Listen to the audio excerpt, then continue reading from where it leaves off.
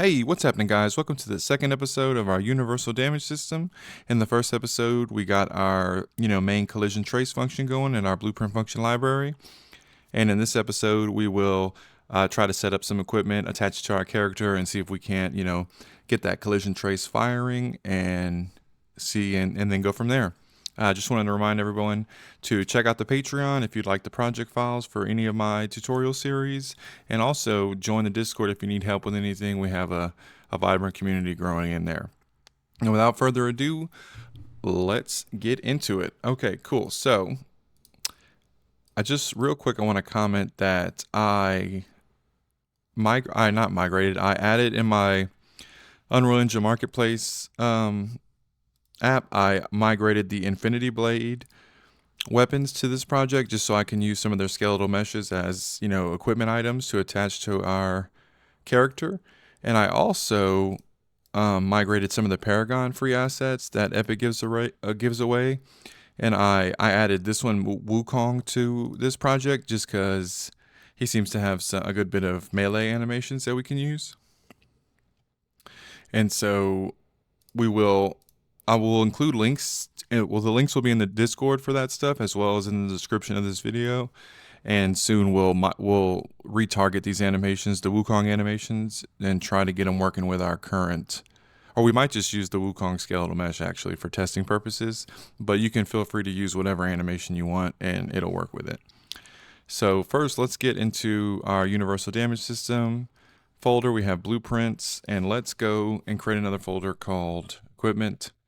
And again, this is just for testing purposes. In your own project, I'm sure you have, different ways you're doing equipment and stuff. But I'm just going to create an actor blueprint, call it equipment. I'm just going to call it sword, actually, for now. PP sword. Oops, looks like it opened really small. Let's open that up. I'm going to add a skeletal mesh component. We'll say sword mesh, and then I'm going to add a box collision. Let's create our sword. So let's just do this. Dragon sword. That seems cool. Cool. And we have our sword mesh, skeletal mesh, and we have a box collision. Now this box collision is what we're basically going to use to define the shape of the sword, or the trace area that we want to trace for damage.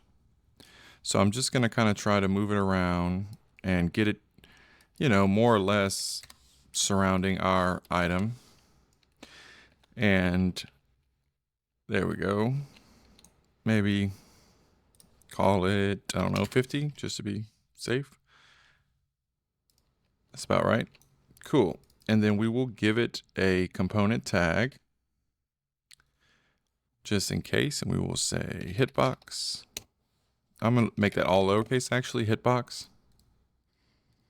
I don't think we'll need that component tag, but just in case. Let's open up our third person character, and let's see if we can't. Let's just migrate the animations now to see if it'll work. So let's go into our animation. If you have the Paragon Sun Wukong folder from the Epic Games Marketplace, I'm just gonna find one of the animations in there and say retarget animations. And then I'm going to, I think we're using Quinn. Yeah, I'm looking for the Quinn in the characters folder. And then if you click on these, I can see if it's going to work, which it looks like it is. Let me just make sure that there is some semblance of a melee attack. Yeah, cool, sweet. So then I'm going to just highlight all these. Even though I'm just going to need a few, I'm just going to do them all just in case. And in our universal damage system folder, I'm going to create a folder called animation. I'm going to create a new folder inside of there called animations with an S, plural. And then in there, I'm going to create another folder called retargets. And then I'm going to put those in there. Let's give that a second.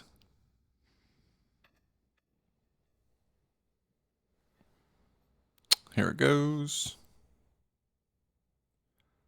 Sweet. And I'm just going to save it all real quick. Awesome. So we have our animations. Now, if we go into our third person character blueprint, let's go ahead and if we open up our content browser, we can go to our sword and drag it on our mesh. Let's make sure it's attached to the mesh. And that's going to be our sword blueprint. We can go into meshes right here, and we can go into our skeletal, our, where was I? Third person character. If you click this little box, it'll bring up the skeletal mesh you're using, and then it'll bring it up right here. And then you can just click right here to get to the skeleton, and then you'll have all the bones and stuff. And right here we have an option for like what preview scene we want to use. It's on default, but we can just drop it to use specific animation. I'm just going to search melee for one of the melee animations, and now we can preview it like that. And so if we go to our right hand and add a socket, right click and add a socket, we can say sword equip socket. I'm going to copy that right now while I'm thinking about it, because that's what we're going to attach it to in our third person character. And then this is the sword we had, and I'm just going to line that up basically. And what I did there is I right clicked on the sword equip socket, add preview asset, and you can, get a preview asset and move it around. Make sure you have the sword equip socket selected when you're moving it around. And I'm just going to I'm going to take off this right here, this button. It'll make the rotation not snap. I'm just going to kind of roughly line it out. For our purposes, we really don't need it to be accurate at all, as far as like, in the character's hand or whatever, but just to say. And his left hand isn't going to be in line really, but, for our testing purposes, it doesn't really matter. So I'm going to do that, and then I'm going to go back into our third person character, and on the BP sword, I'm going to hit this and attach it to our equip. Now, if it's not where it should be, I'm just going to reset the location, and there we go. And now it should be in our character's hand, and you can even see this box right here, which was our damage box. You can see how it kind of is outlined. Now let's go into our, let's go into our blueprint, our universal damage system folder, go into blueprints, game, and we have our game state, and we have our collision trace component inside our game state. Now this is going to be the component where we kind of basically manage everything. And let's see, what do we have? What do we call? Let's go into our blueprint function library. What was this? Yeah, collision trace. No, try trace collision there.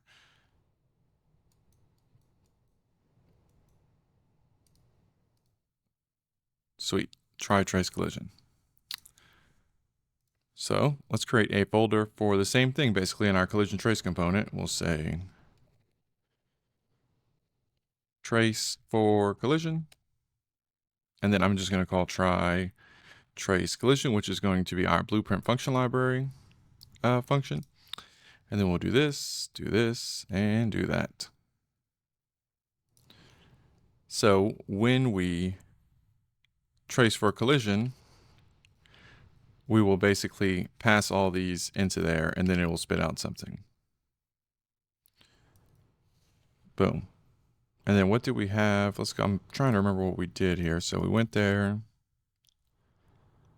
I got you. So even this successful hit is not really necessary, but because if we go inside there, yeah, this collision trace function, we're actually, yeah, we're taking the hit actor and stuff, and bam. So we just basically need to encapsulate this blueprint function library function into this. And so right now, if we go into our components, we have a damageable component, and we have try apply damage. We set that up last episode. So let's go into here. Let's just get this first damage where it says damage types. Let's just get a copy on index 0 and just print this amount. So we'll get a print string just to make sure everything's communicating properly. Bam.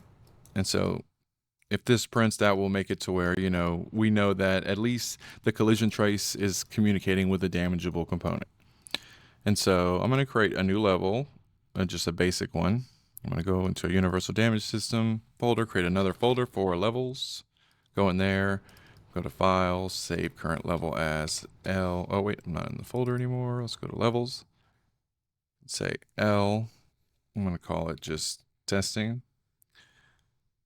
we go, boom, boom. And universal damage system, we have blueprints. I'm going to say characters, create a folder called characters. I'm going to say BP, I don't know, testing dummy, sure. Oops. Testing dummy, there we go. And then we will get a, oh, and this is actually an actor. We wanted to make that a character. So let's go into characters. Let's delete that real quick. Go into blueprint class. We want a character instead of an actor. We'll say testing dummy. We'll get that. And in the mesh, let's just basically do the same exact one that we're using. So the Quinn simple. And typically with these things, you need to bring it down 90 degrees on the on the Z axis in location, and then rotate it in the negative 90. And basically on the mesh, we just need to find the collision settings. And we need to block the damageable thing. There we go. And we can go into our universal damage system, go into animation, go into, that's it actually, just the animation folder, and we'll create a folder called notifies. Then we'll create a blueprint class and we'll search for anim notify state. Just the first one, and we'll say collision trace notify state. Now this will be called when we trace for damage. So we'll go into our collision trace component because we need, I made them in the blueprint function library just because that's kind of best practices, but we kind of need to encapsulate a couple functions in here probably. So let's see.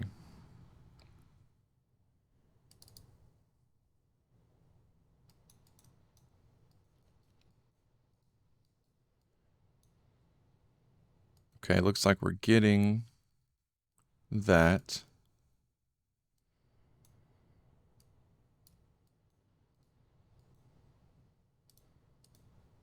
Just trying to see. Okay, we might be good. So let's just try it like this. So go into our collision trace notify state. We can override a function called event tick. And we will, off of the mesh comp, we should be able to just get game state. Then we can pull out and say get component by class. We can say collision trace is valid, and on this receive notified tick, this is basically going to fire every tick. You'll see when we get into the animation montage, we'll be able to define a window, and basically, like, not just a notify is just like a single point, but a notify state is an actual window of time, and that will define the area that we want to trace, like the time period that we want to trace for collision. So off of this collision component, let's just find the trace for collision function. And we will make, and we'll do this. We'll get our instance. Let's actually, yes, do a draw bug, and let's do for 1 frame. Cool. And so let's make on the damage data, let's make, and we can make an array off the damage type. And then we can do a bunch of makes here because I'm just want to get to this amount because that's all we're printing, and I'm just going to put 25. Now these damage trace shapes, we're going to want to, we need to basically get, we need to basically make a helper function in the collision component to feed in an actor, and that actor, and then the collision component can basically take in that actor and return the all necessary collision shapes, like this box that we defined. And this is where this tag is going to come into play. So in our collision trace component, we will say get traceable shapes. And we'll say from this actor.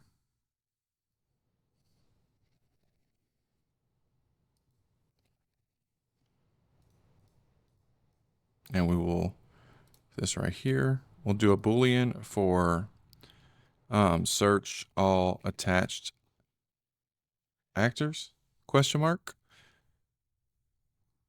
And so basically, we will make a local variable of type actor. And we'll say, I don't know, actors, I guess.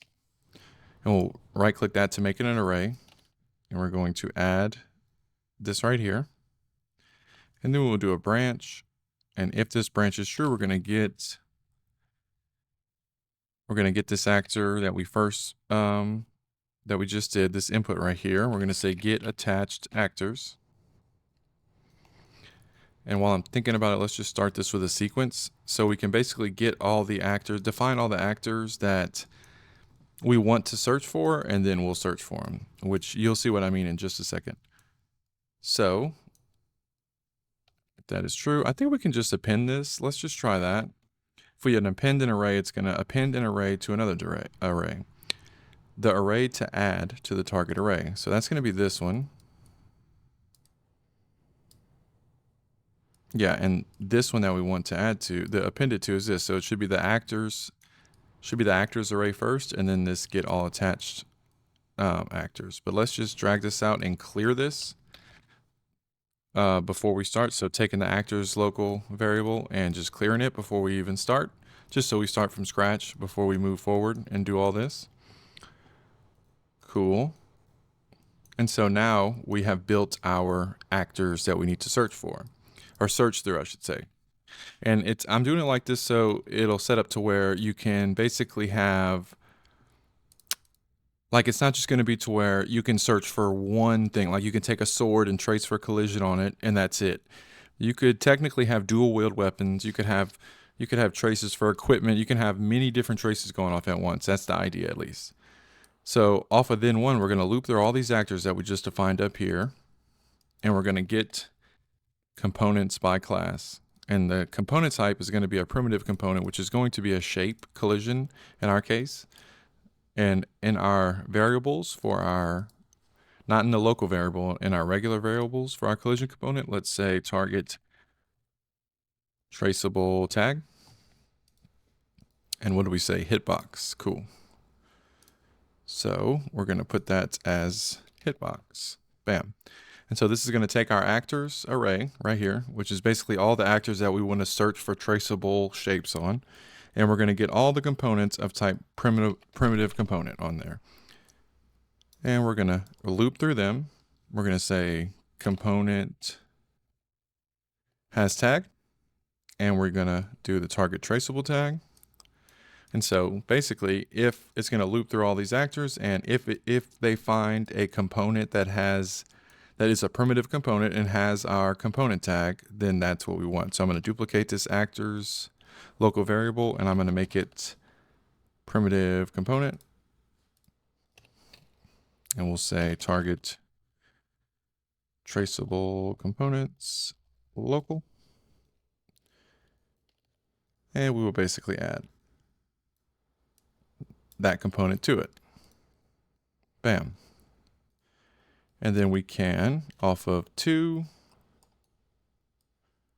we can basically just return this target traceable components. And we should, let's see, is not empty. Let's drag off that and say is not empty, and drag it up here and say found traceable.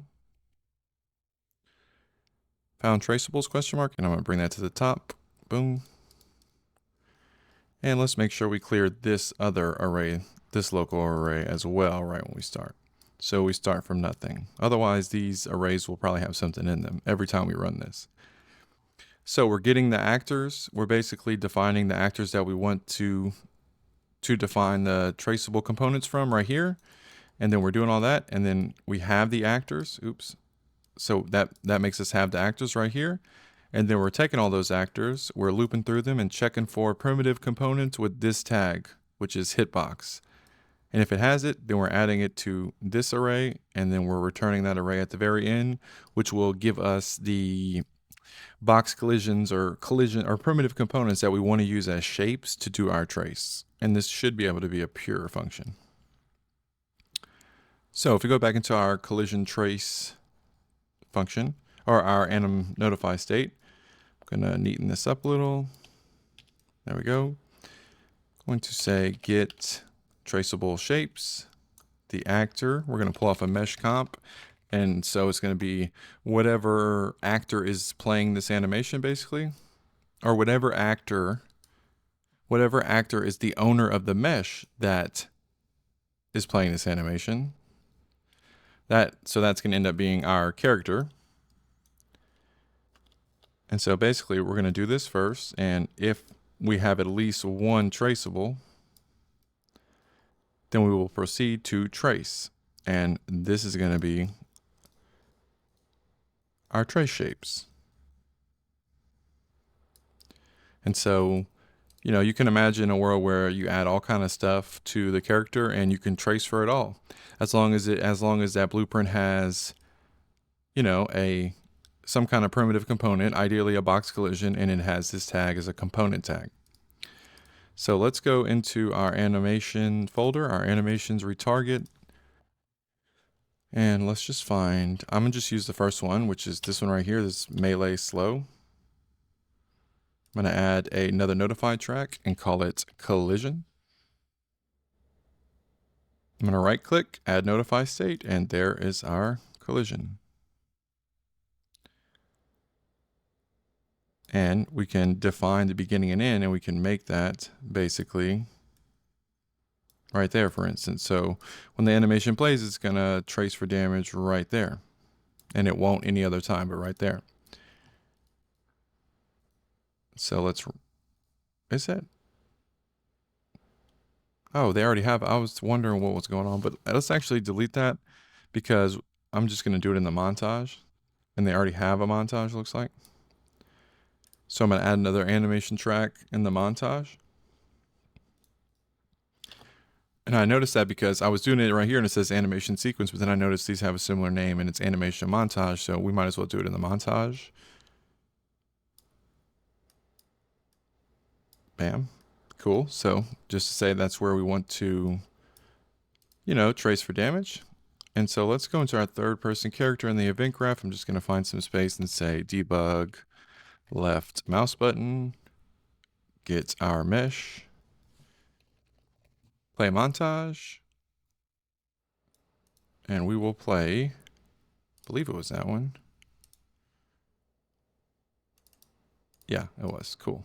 So when we press the left mouse button, we will play that montage. What is this? Okay, that's the Su Wukong player character that comes with the Paragon stuff. I don't think we care about that. Oh, and I want to do this real quick. Advanced settings. And you can't really see what I'm doing, but I'm bringing the editor preference over here. I just want to game gets mouse control, and that way we'll be able to not have to click. And so there we go. However, it's not working. 1 second. So debug key, play rate.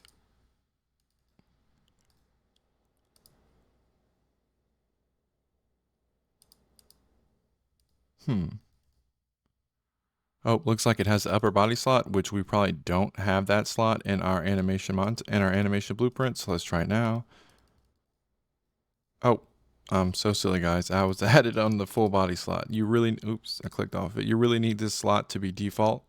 Click slot. We probably don't have any of this set up except for the default slot. So let's click default slot.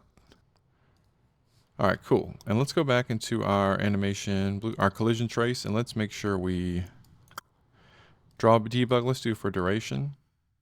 And we need to hook this up right here and do true.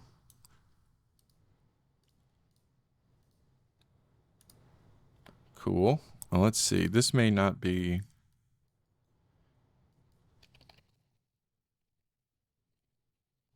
Looks like that's going to be a child actor, not an attached actor, because when you drag something in right here, it's going to be a child actor. It's not going to be an attached actor, I don't think. So let's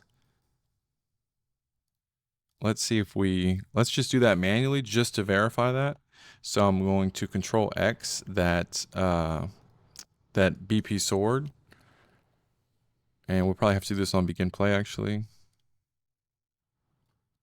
I'll do a sequence. I'm going to bring this, do that first. And then after that, I'm going to spawn actor from class.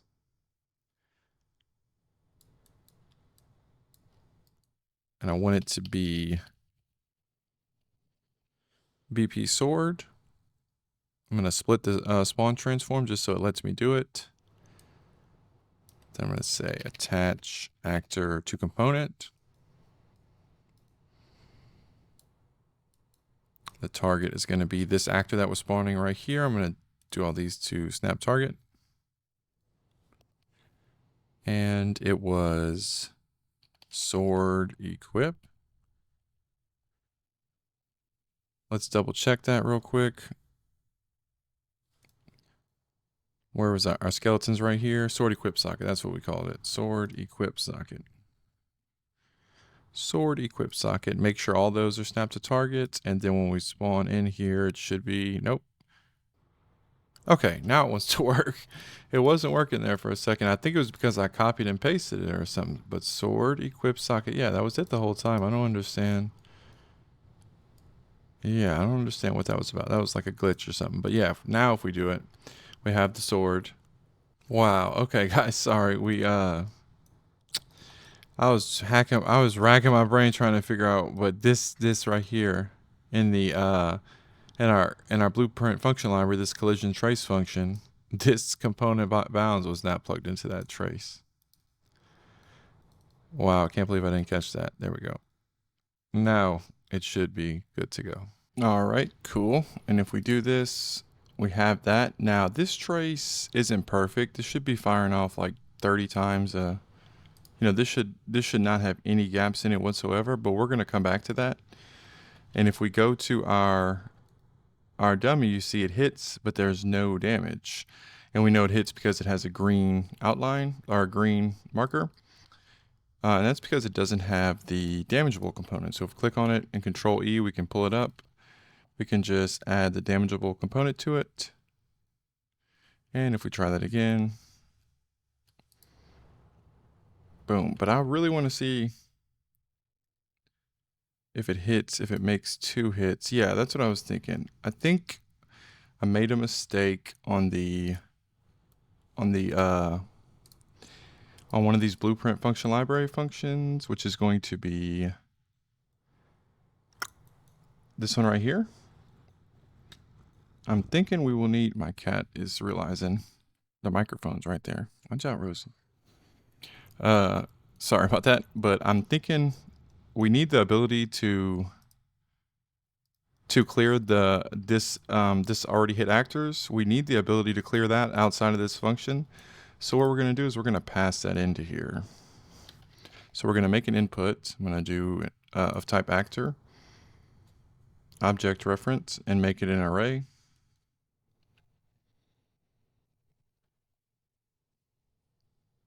And then we're just going to save it as that right there. And then continue. And then we'll pop out of this. So in our try trace collision, we'll do the same thing. Already hit actors. And that way we can go into our component collision trace.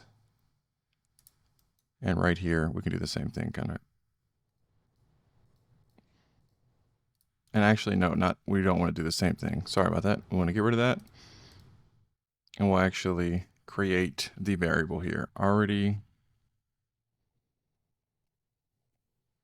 hit actors. Make it an array. And then we want to make a function called clear already hit actors. And we'll just drag that in and clear it. And then we just want to go to our trace for collision. And already hit actors, drag that in there. And if we go into our notify state, we'll be able to get a received notify end. And this is when the notify ends, basically. We're going to get the game state. We're going to get our component, our collision component. Collision trace component. We're going to double check if it's valid, which it always will be, but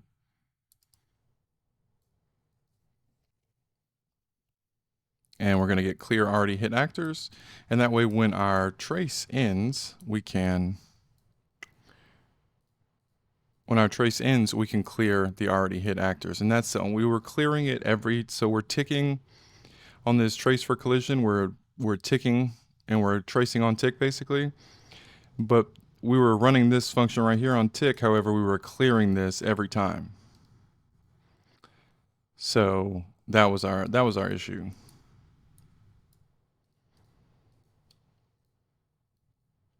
So now we should be good. Nope.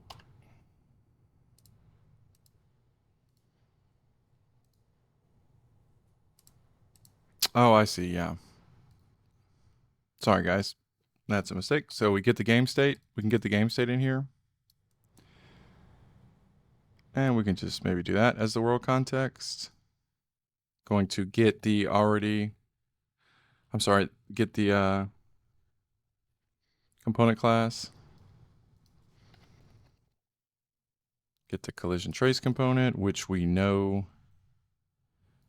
that it will be valid because this is the function we're calling on it. We'll get already hit actors. And we need to replace this with these. So we can actually just get rid of this local variable.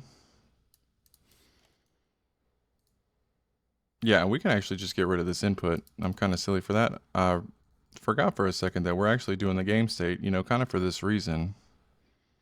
Because we can access it in Blueprint function libraries. So we can go to our trace function, and this is where we're just going to get the game states version of that variable and check it, and then also add to it if it's not.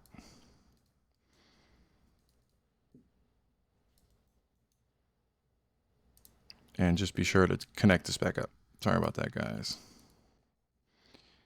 And let's just compile this and boom. There we go. Trace for collision. We're doing all that. Yeah, and then we're clearing it at the end. Okay, now we should be good. There we go. You see, so we're hitting it twice, but it's only counting damage as one. And so let's just go ahead and add our damage resistances. So I'm in our damageable component. I'm going to create a variable, damage resistance data.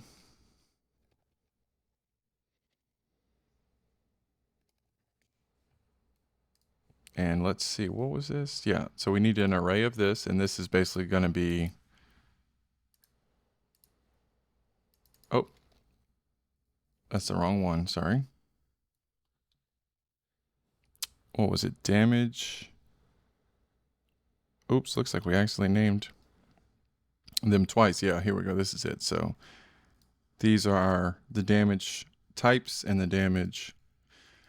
So in every damageable calculation, we can basically, like from inside this testing dummy, let's make that public real quick. So in our damageable component, what?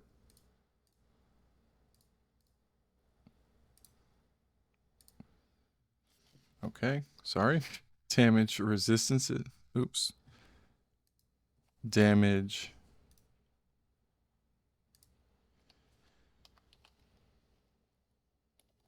resistances, and we can make this instance editable. And in our testing dummy, we would have access to that. I'm going to throw it in a settings category. So settings. And then for each character, each entity that has this damageable component, bam, we can add our damage resistances. And yeah, I'm mistaken. That does not need to be an array. Sorry. That just needs to be a single thing of that, because when we go to damage resistances, these are our arrays that we can, are our maps that we can add different things for. Cool. And so let's set up we can go to our damage calculations. Yeah, we have base and complete. And let's go into the base class and just kind of set up what variables we're going to need to pass in to do our calculations. So if we go into our damageable component, this is going to be the damage data. So let's see. So we kind of want, like, this is the damage data coming from the hit, right, from the equipment.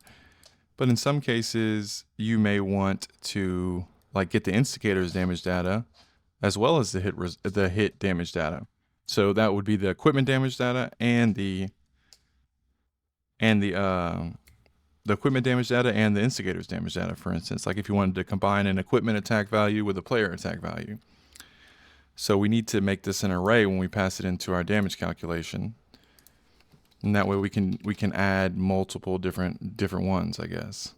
What was base damage? That's what we called it. So S base damage. So we'll say damage. We'll say damage data. We're definitely going to need that.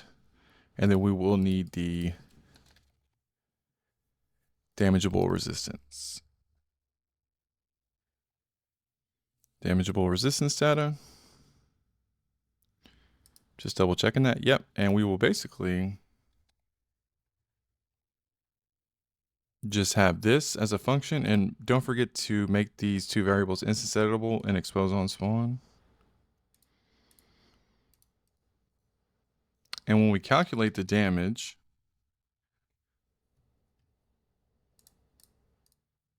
we will basically, so in our damageable component, like basically right here, we're going to construct this object and pass these in. And then basically right after we do that, we are going to calculate damage. Right? So that's what we'll do to basically get the damage number. And so we definitely need to know if it is a critical. Oops. We definitely need to know if like the final damage. So final damage.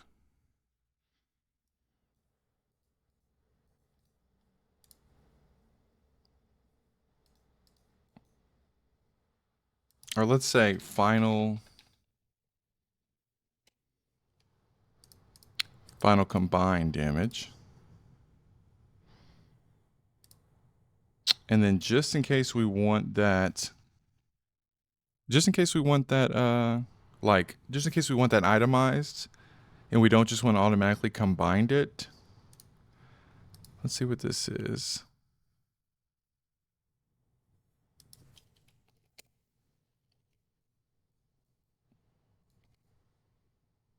Yeah, we can get a final combined damage. And we can say,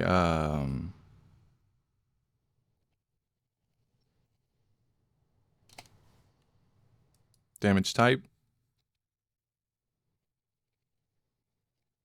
Damage type damage. And then let's get a element. So damage element.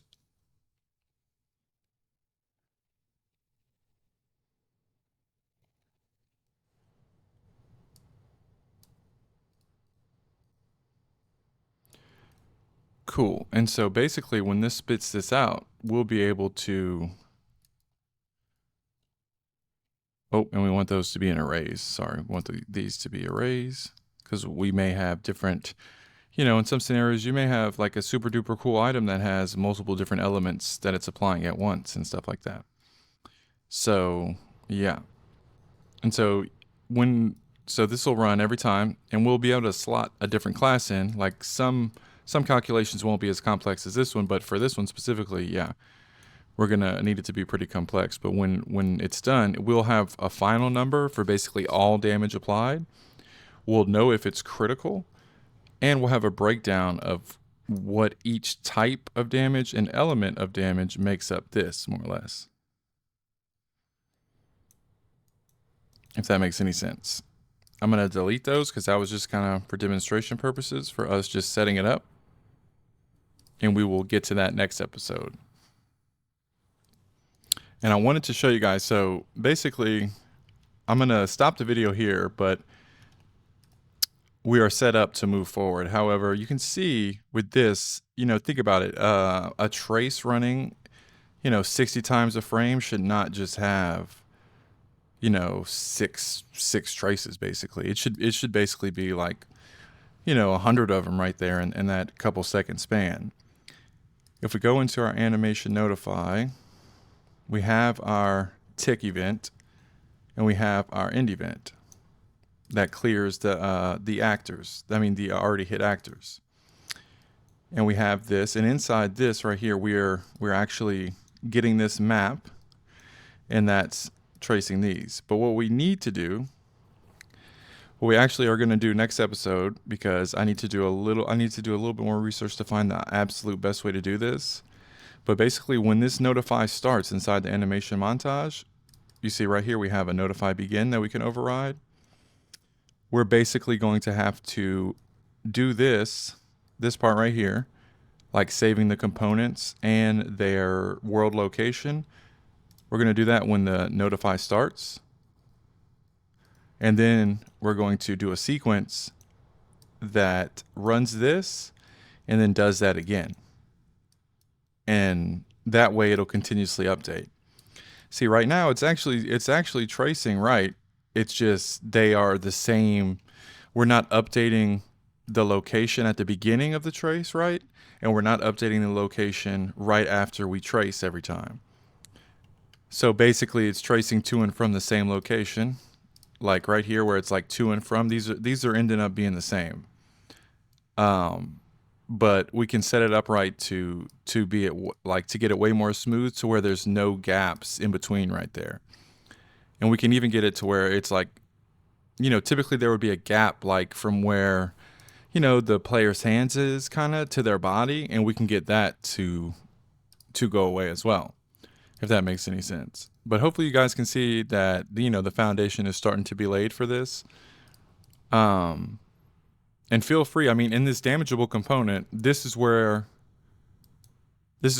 you would do any logic that you want to do for your damages, your damage calculations and stuff. But also hit reactions. You want to have a tree fall down or something like that. This is all where you would do it. And I mean, the first part of doing that is just getting your trace, a system to where, a trace is registering and something can take damage. And now if I wanted to create like a different blueprint, all I would have to do is duplicate it.